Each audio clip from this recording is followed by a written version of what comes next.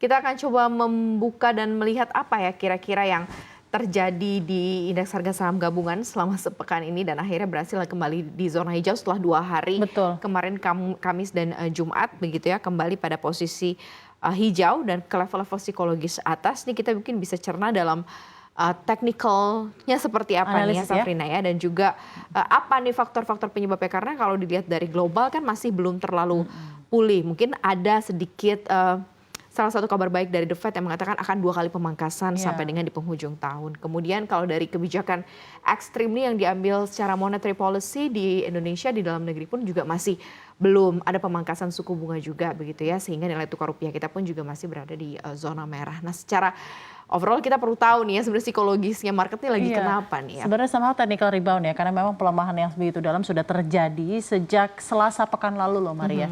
Jadi semenjak hari Selasa pekan lalu, tepatnya di 11 Juni, itu beruntun sampai tanggal 14 dilanjutkan dengan libur Idul Adha 2 hari, hari Rabu, itu pelemahan hampir 3% di bursa efek domestik sudah terjadi. Gitu ya, dan akhirnya penguatan ini rally sejak kemarin, khusus untuk hari ini saja memang dari jumlah emiten saham yang menguat itu ada 355 dan pelemahan di 192 saja, dengan turnover mencapai hampir 18 triliun rupiah, tepatnya di 17,982 triliun rupiah. Dan memang penguatan ini juga melanjutkan penguatan signifikan yang terjadi sejak kemarin. Kemarin itu penguatan di 1,37%. Hari ini ditutup tidak sampai ke level 6.900 ya.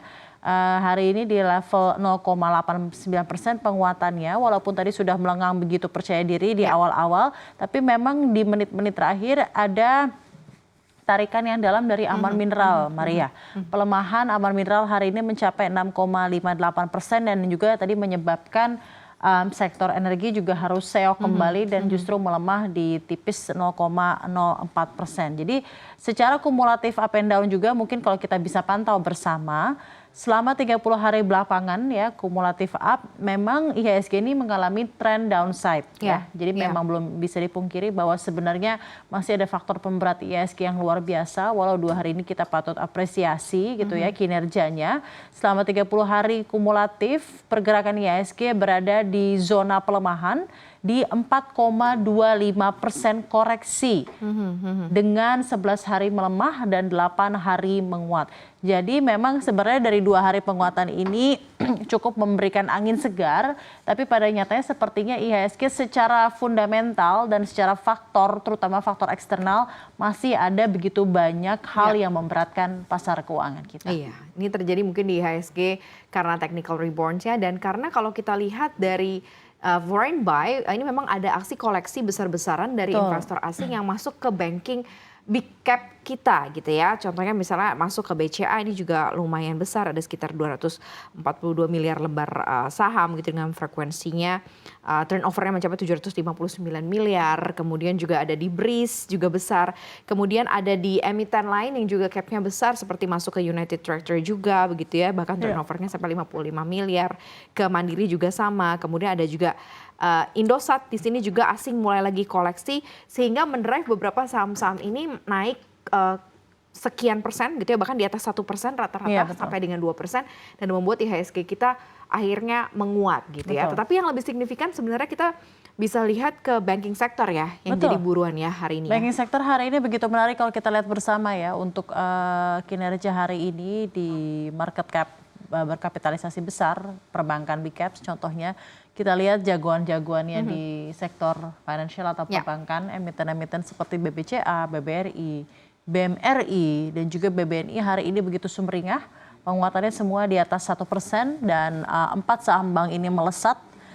Ini menjadi salah satu pendorong penguatan IHSG di hari ini. Kalau kita pantau bersama, saham bank raksasa ini berhasil bangkit dan bergerak sumringah setelah akhirnya pasar kembali optimistis bahwa proyeksi pemangkasan suku bunga The Federal Reserve Amerika Serikat ini benar-benar akan terjadi gitu ya. Kalau kemarin kan sebelum FOMC kita masih menerka-nerka ada worst case skenario yang menunjukkan bahwa jangan-jangan pemotongan suku bunga pertama setelah ditahan di 5,25 sampai 5,5% itu baru akan terjadi di kuartal 1 2025. Tapi testimoni dari Jerome Powell sendiri yang mengatakan they are optimistic bahwa half 2 ini akan ada pemotongan suku bunga, dan bahkan dia sempat menyentuh bahwa mungkin ada 2 kali gitu ya, partially 25 basis point dan 25 basis point ini memberikan harapan tersendiri ke pasar keuangan emerging markets, dan mungkin ini tercermin juga gitu ya kepada emiten-emiten pasar keuangan Indonesia. Dan memang sedikit saja nih saya ingin menyentuh mengenai tren suku bunga acuan The Fed, bahwa diprediksi Bank Sentral Amerika Serikat masih akan mempertahankan suku bunga mungkin sampai akhir Juli, yaitu tepatnya di FOMC 31 Juli 2024. Namun pasar sebenarnya sekarang sudah melihat peluang bahwa the Federal Reserve ini akan menurunkan suku bunganya 2 kali dalam tahun ini. Instead of tidak ada suku bunga ataupun hanya 1 kali saja penurunan, yakni di pertemuan September itu di kisaran 25 basis point, berarti menjadi 5 sampai 5,25. Lalu akan ada lagi di Desember, tepatnya akan menjadi 4,75 sampai 5%. Dan optimisme pasar ya tentunya akan prospek pemangkasan suku bunga sebanyak 2 kali ini sebenarnya terjadi seiring data-data makroekonomi Amerika Serikat seperti non-farm payroll, lalu juga consumer price index dan producer price index yang juga memang sudah menunjukkan tanda-tanda sudah menyerap efek dari kenaikan suku bunga tinggi yang terjadi selama setahun terakhir ini, dan sudah mulai menunjukkan penurunan yang cukup signifikan gitu ya. Kalau kita bisa sedikit kombinasikan juga, tampaknya kalau dari domestik kan ada review juga nih terkait mengenai full call auction ya. Apakah ini sudah tepat atau tidak untuk diterapkan saat ini. Nah ini kayaknya menjadi salah satu yang juga ditunggu para pelaku pasar, karena kemarin kan banyak sekali pro cons-nya ya. Cons-nya lebih banyak sebenarnya daripada pro-nya ya, versi kontranya ya. Ketika kemudian FCA ini diberlakukan, dan ternyata setelah ada review dan kemudian mungkin saja nanti akan ada lanjutan informasi dari Bursa Efek Indonesia bagaimana sistem FCA ini. Nah terbukti sebenarnya ada kabar juga terkait mengenai brand yang welcome back gitu ya, kembali lagi setelah keluar dari FCA, benar keluar kandang. Jadi Kunto Susuk brand sendiri hari ini jadi penopang yang luar biasa untuk penguatan IHSG ya. Kembali lagi berada di level 9.100, menguat 650 poin dan tepatnya di 7,69%.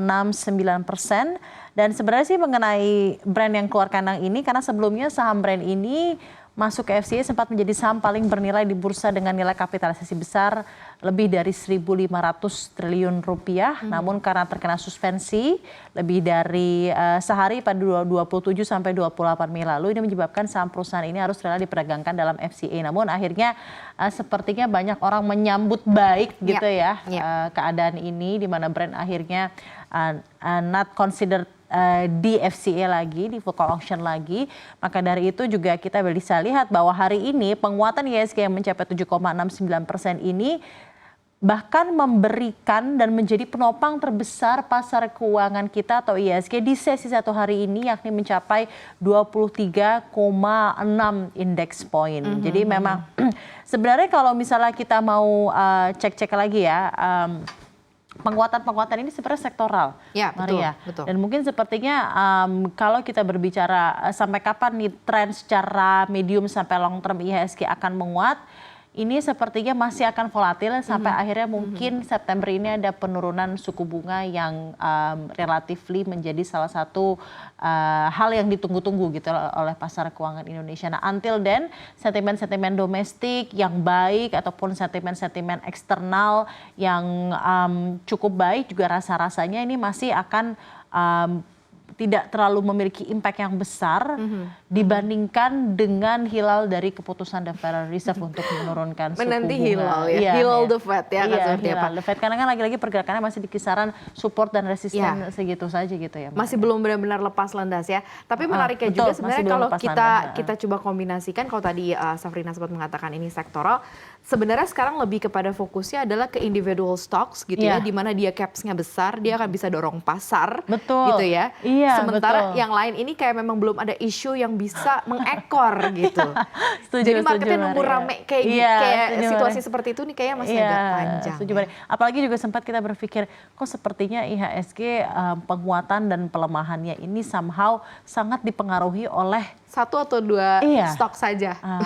Begitu ya. Jadi mungkin ini menjadi PR juga untuk pasar keuangan kita. Jika emang ingin menuju tren yang lebih besar, memang harus secara fundamental lebih kuat lagi agar tidak goyah oleh faktor eksternal seperti ada Federal Reserve, obviously, sama tentunya pendalaman pasar dan instrumen keuangan tentunya. Pekan depan adalah pekan terakhir ya untuk di bulan Juni. Kita nanti akan melihat seperti apa karena itu adalah juga pekan penutupan semester 1 2024 akan masuk ke semester 2 2024. Kita akan lihat. Tapi yang jelas ini disclaimer on, kami kembalikan lagi kepada Anda untuk memilih saham-saham yang akan menjadi portofolio saham Anda.